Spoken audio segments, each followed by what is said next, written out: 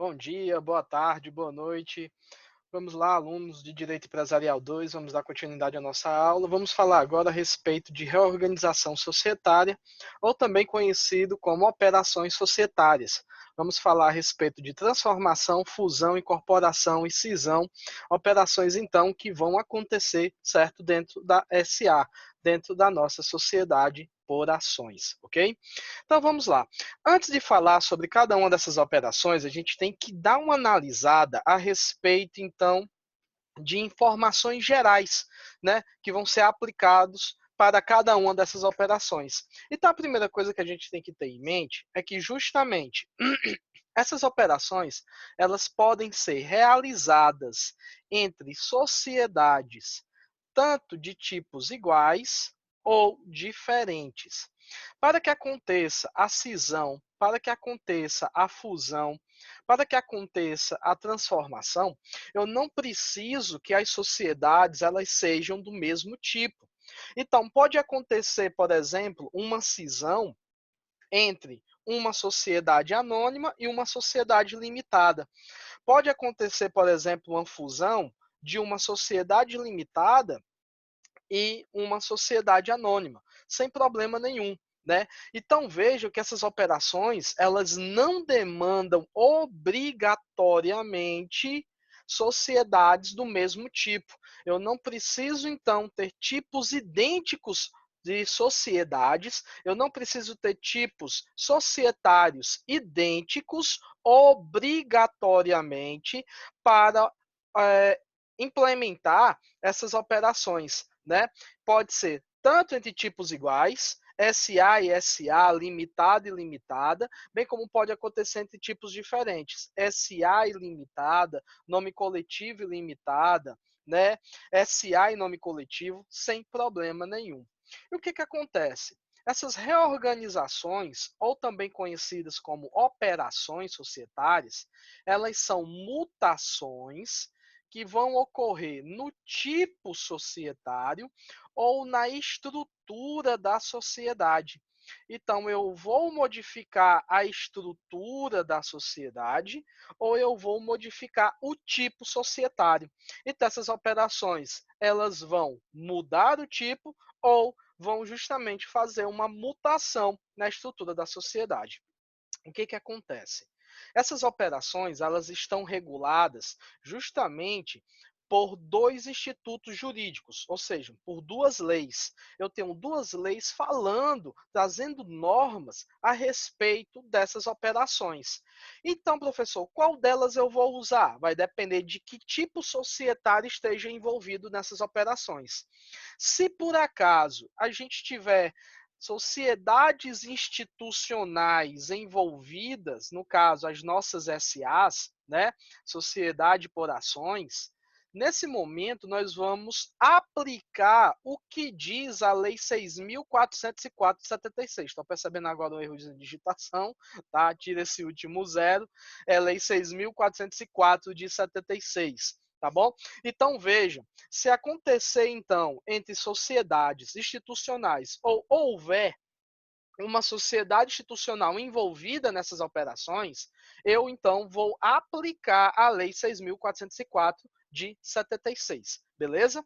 Agora, se por acaso tiver sociedades contratuais envolvidas, no caso, por exemplo, sociedade limitada ou sociedade em comandita simples, sociedade em nome coletivo, veja que eu abandono a aplicação da Lei 6.404 de 76 e eu passo agora a me utilizar das regras do Código Civil. O Código Civil, então, ele vai justamente trazer normas também sobre tais operações. No nosso caso, como estamos falando de sociedades por ações, estamos falando de sociedades institucionais, nós vamos aplicar o regramento da 6.404.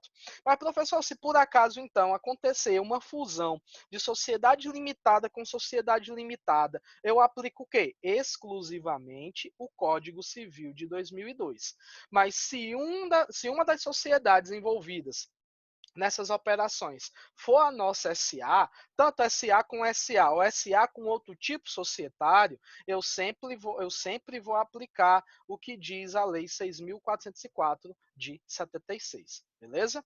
Então vamos começar a falar das operações e vamos iniciar justamente com a transformação.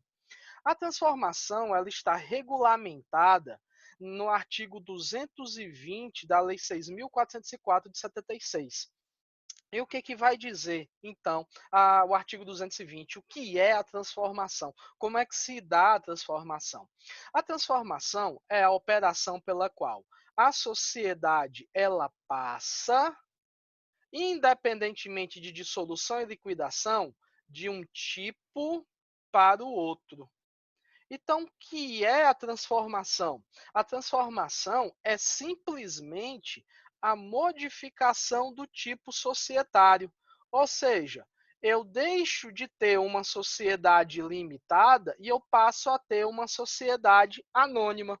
Ou o contrário, eu deixo de ter uma sociedade anônima e eu me transformo em uma sociedade limitada. Então veja que a transformação ela tem que estar atenta justamente aqui quando a gente fala que é independentemente de dissolução e liquidação. Por quê? Porque a transformação ela não extingue a sociedade. A transformação ela não vai extinguir a sociedade. A sociedade ela existe. A sociedade ela vai existir. Se você for lembrar das nossas aulas de Direito Empresarial 1, quando eu estava falando de tipo societário, estava explicando as diferenças de sociedade, nome coletivo, sociedade em comandita simples, sociedade por ações, sociedade limitada. Eu brinquei dizendo o quê? Que aqueles tipos societários eram como se fosse a roupa que a sociedade vestia. Por quê? Porque é como ela queria ser tratada, como você iria visualizar e já saber quais as normas aplicaria a ela. Né? Ela basicamente, ao ter um tipo diferente de outro, é porque ela vai ter um regramento jurídico especificado em alguma lei ou no Código Civil. Então, ela vai justamente estar vestida com a roupa da sociedade limitada. Então, nesse momento, ao ver ela com a roupa da sociedade limitada, eu sei que ela quer e ela está regida pelas normas do Código Civil, lá onde está falando de sociedade limitada. Só que ela, a partir do momento que ela muda sua roupa e ela passa a vestir, por exemplo, a roupa da sociedade anônima, a roupa da sociedade por ações, é porque ela quer que seu regramento jurídico deixe de ser justamente a do Código Civil de 2002 e passe a ser a da Lei 6.404 de 76. Então, brincando de novo e fazendo essa associação que a gente aprendeu lá em Empresarial 1, basicamente ela vai mudar a sua roupa. Ela vai justamente tirar a roupa da sociedade limitada e vai vestir a roupa da sociedade anônima. Então, para isso, ela não precisa morrer. Para isso, ela não precisa se extinguir e perder a sua personalidade jurídica. Ela só muda o tipo. Mas olha, o CNPJ é o mesmo, a pessoa jurídica é a mesma, mantém-se a mesma personalidade jurídica. Então, basicamente, o que eu faço? Eu saio de um tipo societário e eu passo a adotar outro tipo. Professor, já que estamos falando aqui de sociedade por ações, sociedade anônima, a companhia aberta, aquela que pode comercializar seus valores mobiliários, né, lá na bolsa, ela quando muda, por exemplo, para uma companhia fechada ou ela sai de uma fechada e vai para uma aberta. Estamos falando de transformação? De maneira nenhuma. Por quê? Porque quando eu saio de uma companhia aberta para uma fechada, ou eu saio normalmente de uma fechada para aberta, que esse é o caminho mais comum, né? Que aquela companhia fechada ela abra seu capital para terceiros. Nesse momento, então, ela sai de uma companhia fechada e se transforma em uma companhia aberta. Eu não mudo o tipo societário. A sociedade ela permanece a mesma. Não me importa se ela é aberta ou se ela é fechada. Ela sempre vai ser o quê? Uma SA. Ela sempre vai ser uma SA. Então, isso não é transformação, tá? Isso não é transformação. Só é transformação quando eu saio de um tipo para outro. O que eu tenho? Apenas uma mudança de SA, apenas uma mudança de espécie de SA. Eu deixo de ser uma companhia aberta e eu passo a ser uma companhia fechada, beleza? Não é transformação, é apenas uma modificação da espécie de sociedade por ações, beleza? Eu deixo, por exemplo, de ser uma companhia fechada e eu abro meu capital para investidores. Então, nesse momento, eu passo a ser uma companhia aberta, beleza? Então, veja, estamos aqui. Somos uma sociedade limitada e a gente passa a ser uma sociedade anônima.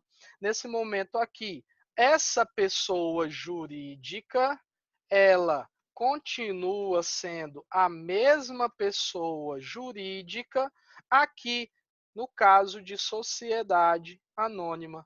Essa pessoa jurídica que antes era uma sociedade limitada, ela vai ser a mesma pessoa jurídica quando ela se transformar em uma sociedade anônima. Ela só vai mudar o seu tipo societário, ou seja, ela apenas vai mudar o regramento jurídico adotado, beleza? E para que aconteça a transformação, a Lei 6.404/76, ela vai pedir um pequeno requisito previsto no artigo 221. Diz assim o artigo 221: a transformação exige o consentimento unânime dos sócios ou acionistas. Veja que para o artigo 221, eu vou necessitar do consentimento unânime de todos os sócios ou acionistas, salvo se prevista no estatuto ou no contrato social, caso em que o sócio dissidente, lembre-se, a gente já estudou, aquele sócio então que foi voto vencido, que não queria que acontecesse a transformação, nesse caso, terá direito de retirar-se da sociedade. Então, a não ser que esteja previsto no estatuto ou no contrato social, e aquele sócio que não queria a transformação, ele tem o direito de retirada, beleza? Então veja que transformação é simples. Eu saio de um tipo societário, eu saio de uma espécie societária, por exemplo, sociedade limitada, e eu passo a adotar outro tipo societário. Qual? Sociedade anônima, beleza? Tranquilo. Vamos passar para a próxima. Fusão. A fusão ela é muito simples. A fusão ela está disciplinada no artigo 228 da Lei 6.404 de 76. E o que é a fusão? A fusão é a operação pela qual se unem duas ou mais sociedades. O macete está aqui, ó. O macete está aqui. Se unem duas ou mais sociedades. Eu terei a união de duas ou mais sociedades. E essa união, ela tem uma consequência. O quê? O nascimento de uma nova sociedade. O nascimento de uma nova sociedade, onde essa nova sociedade, ela sucederá em todos os direitos e obrigações das antigas sociedades, das sociedades, então, que fizeram a fusão. Né? Então, lembra justamente, eu sempre faço uma associação com os meus alunos, justamente do Dragon Ball, que eu sei que nesse momento, quando você leu a palavra fusão, o Dragon Ball surgiu na sua cabeça, né? Justamente os passos para fazer a fusão surgiram, e é a mesma coisa. Né? Então, lembra lá da fusão do Dragon Ball, você vai lembrar aqui da fusão da sociedade. Então, o que, que acontece? Eu tenho, por exemplo, duas empresas. Eu tenho a empresa A e eu tenho a empresa B. Veja então que nesse modelo, a empresa A e a empresa B, elas vão fazer a fusão, elas vão se unir. E nesse momento elas vão formar uma nova sociedade. Então o que, que vai acontecer? As empresas que vão se unir, elas vão ser extintas. Então a empresa A, ela vai ser extinta, a empresa B, ela também será extinta. Elas vão simplesmente deixar de existir. Eu não terei mais empresa A, eu não mais terei empresa B. Eu terei uma nova empresa, eu terei uma nova sociedade. Qual? Justamente está aqui, né? A empresa AB. Eu terei a união dessas duas sociedades. E essa união vai ser uma nova sociedade. Ela vai ter personalidade nova, ela vai ter que ter um novo CNPJ. Por quê? Porque agora eu tenho uma nova sociedade. E o grande exemplo que nós temos é justamente o exemplo da Ambev, que foi a união da Brahma mais a Antártica. O que aconteceu? A Brahma e a Antártica se uniram e dessa união nasceu a Ambev. A Brahma se extinguiu, estou falando de sociedade, não estou falando de marca. A marca Brahma continua, porém a sociedade não. Então, a sociedade Brahma se extinguiu, a sociedade Antártica também se extinguiu, e da união das duas nasceu uma nova pessoa jurídica. Quem? A Ambev. A Ambev, por ser então a nova pessoa jurídica, ela sucedeu todos os direitos e obrigações da Brahma e da Antártica. Então, se à época eu era credor da Brahma e aconteceu a fusão da Brahma mais Antártica nascendo a Ambev, a Brahma se extinguiu. A sociedade Brahma já era. Então, o que vai acontecer? Eu sou credor dela. Eu agora serei credor da Ambev. Eu agora serei credor da Ambev. Por quê? Porque a Ambev, ao suceder todos os direitos e obrigações, é a Ambev que vai me pagar esse crédito. Beleza? E cuidado, tá? Cuidado. Aqui no caso, se por exemplo houver dessa fusão, concentração de mercado, que para o CAD já é basicamente 20% do mercado, nós temos que passar por uma apreciação desse órgão. O CAD ele vai apreciar se é possível essa fusão, para que não haja justamente domínio de mercado. Né? Lembra do CAD, nosso Conselho Administrativo de Defesa Econômica. Beleza? Então, fusão, o que eu tenho na fusão? Eu tenho a união de duas sociedades que vão se extinguir para fazer nascer uma sociedade nova, onde essa sociedade ela vai suceder todos os direitos e obrigações. Segundo, terceiro, eu tenho a incorporação, né? Além da transformação e da fusão, eu tenho a incorporação. A incorporação ela está regida pelo artigo 227 da Lei 6.404 de 76. E o que é incorporação?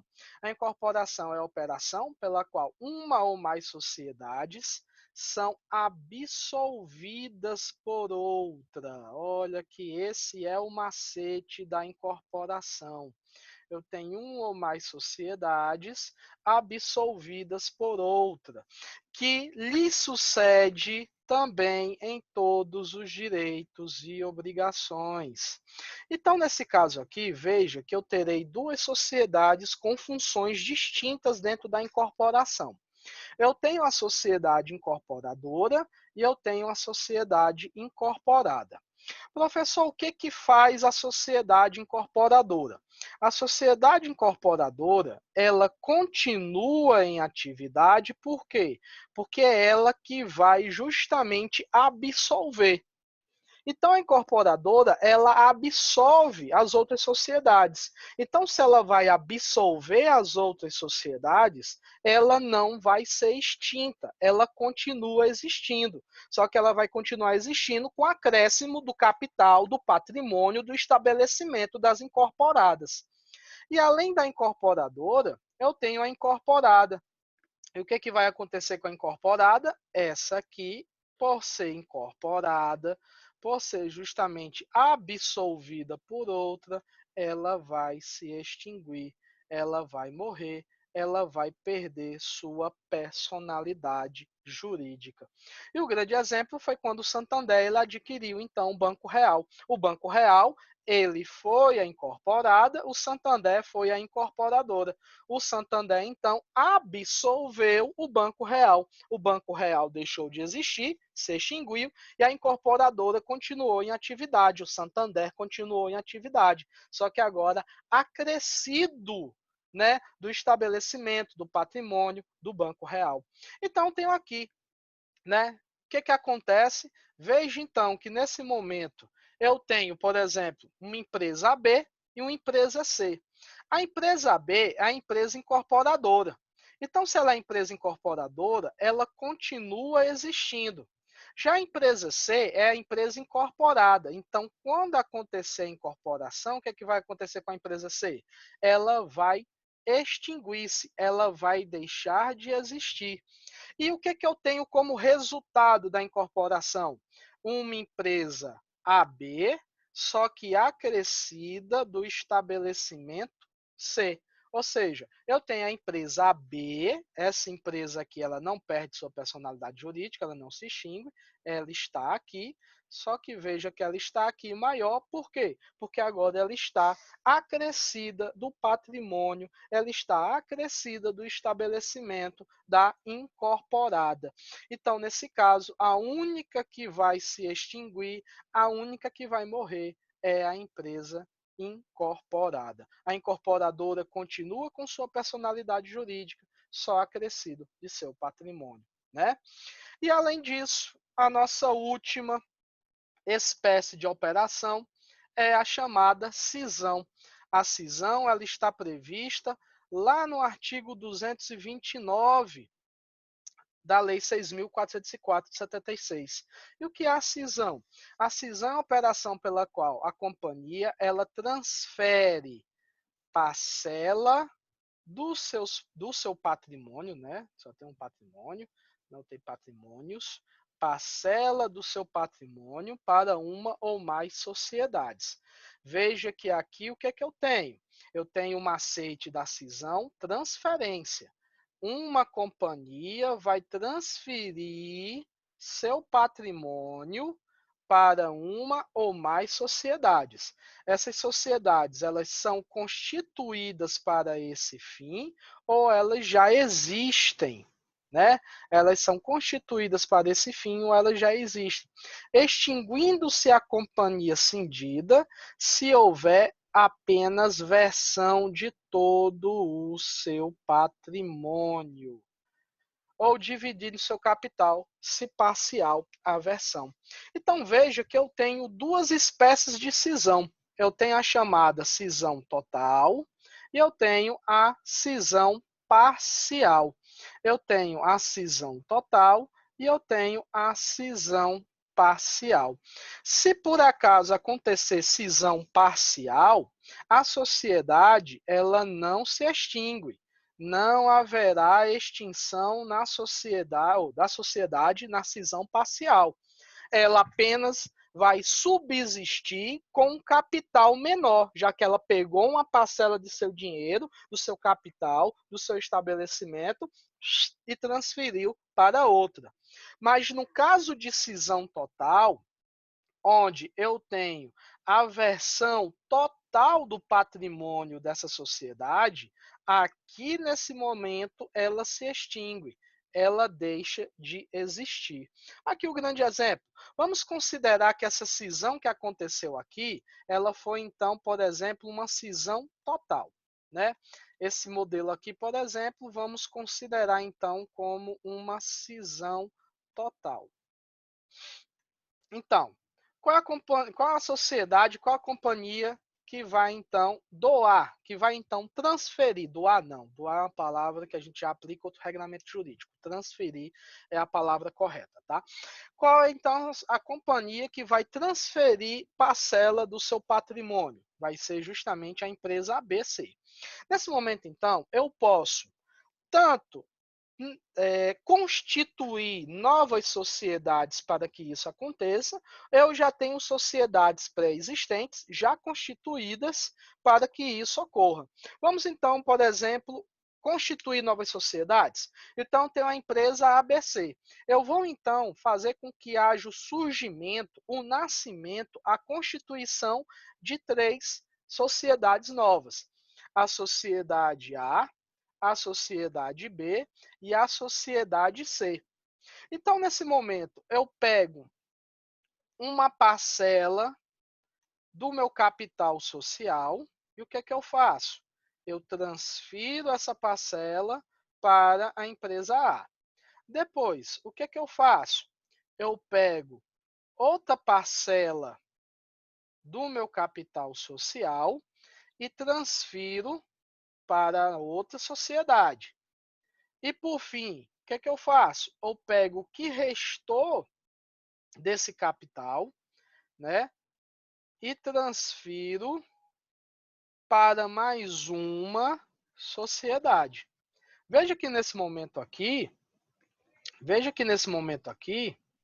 eu tenho então uma cisão total. Eu peguei todo o patrimônio da empresa ABC e transferi para as novas empresas A, B e C. Então, nesse momento, o que é que vai acontecer com a empresa ABC? Ela vai ser extinta. Ela vai, então, se extinguir. E todas as obrigações e todo o direito que antes era da empresa ABC passa a ser da empresa A, da empresa B e da empresa C, que dependendo então terão responsabilidade solidária ou vão responder conforme a cota que foi justamente ou a porcentagem do que justamente foi cindido. Beleza?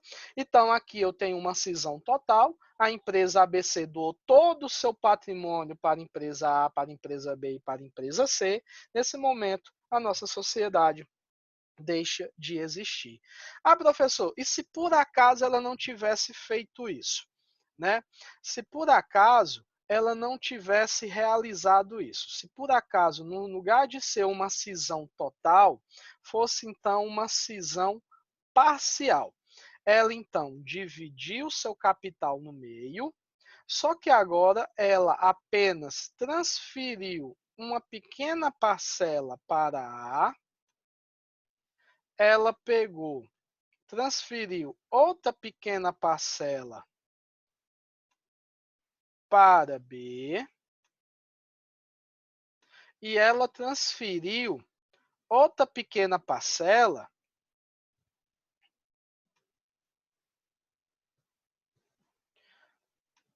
para C.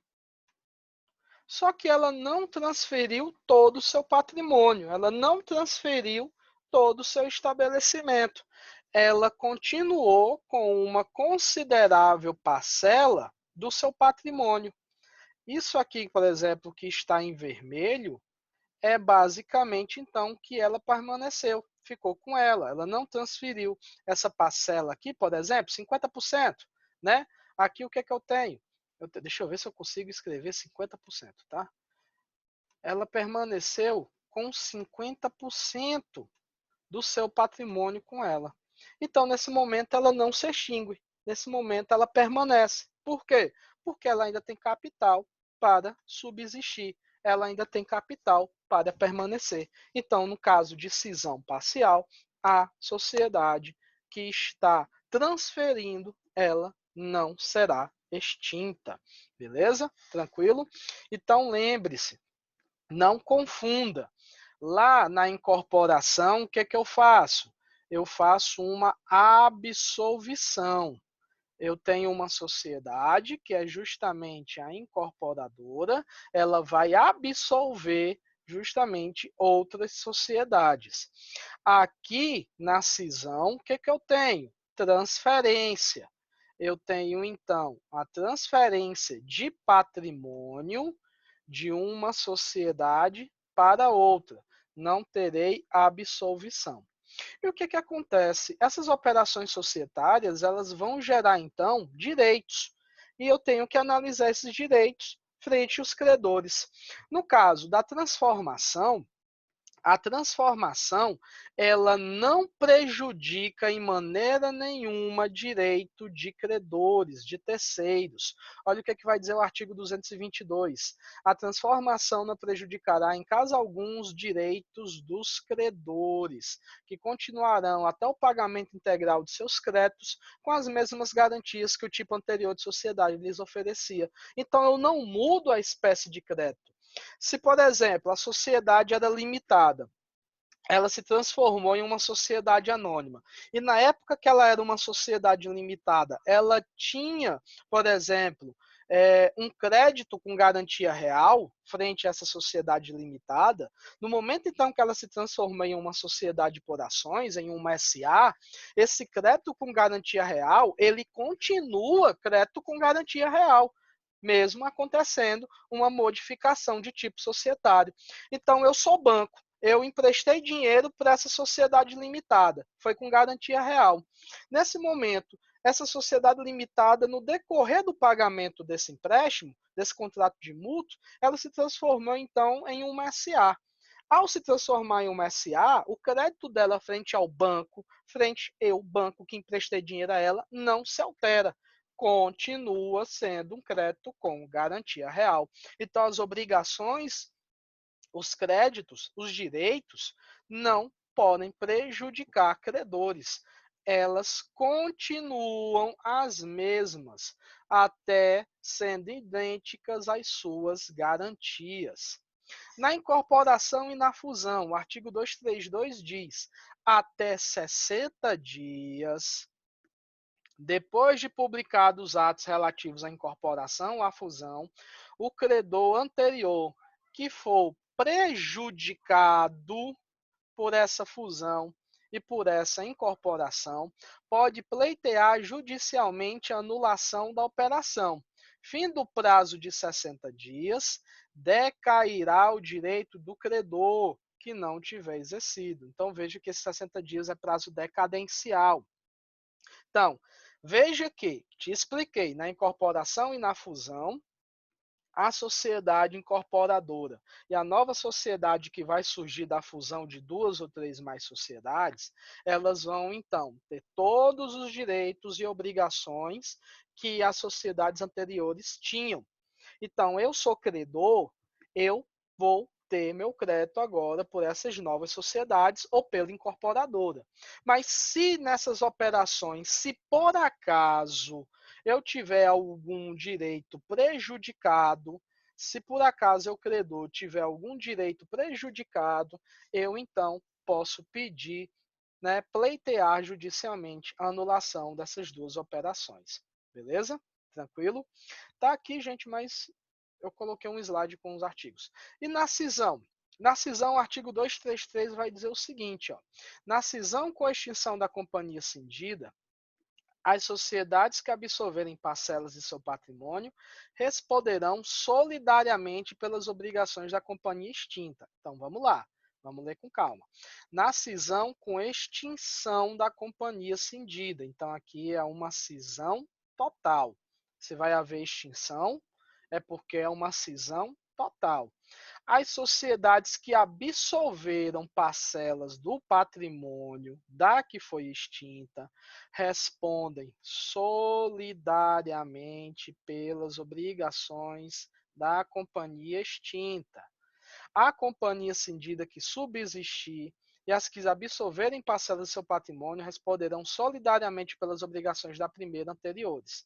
E aqui nesse caso, no caso de companhia que subsistiu, ou seja, no caso aqui de companhia que não versou, que não entregou todo o seu patrimônio, ou seja, no caso da companhia que apenas realizou cisão parcial, tanto ela quanto as sociedades que absolveram parcelas do seu patrimônio, todas serão solidárias pelas obrigações. Então, por exemplo, eu tenho uma sociedade A. A sociedade A doou de novo. A sociedade A transferiu parcela do seu patrimônio para a sociedade B e C, mas foi uma cisão total. Nesse momento aqui, então, a sociedade B e C, como absolveram todo o patrimônio dessa companhia cindida, somente B e C vão ser solidários pelas obrigações.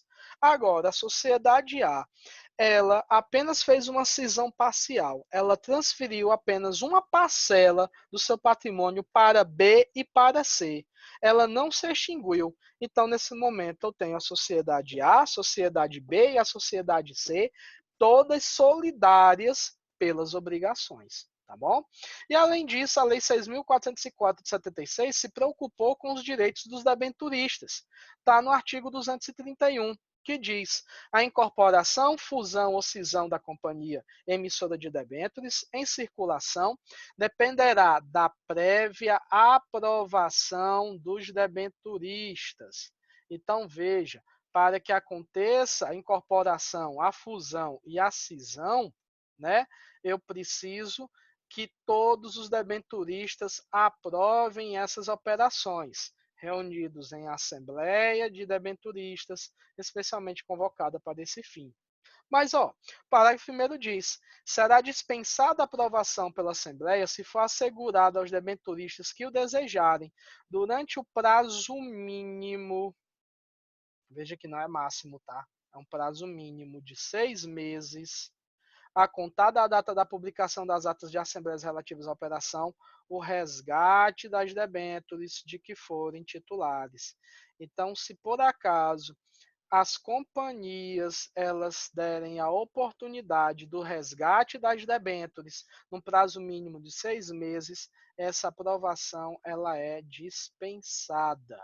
E, por fim, o parágrafo 2º, no caso, então, dessa dispensa, né, do parágrafo 1º, a sociedade cindida e as sociedades que absolverem parcelas de seu patrimônio responderão solidariamente pelo resgate das debêntures.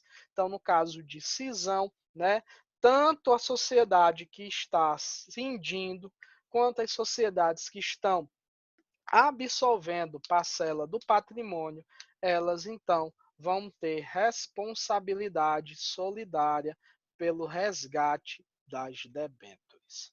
Beleza? Então, estão aqui as 4 operações societárias devidamente ministradas para vocês, certo?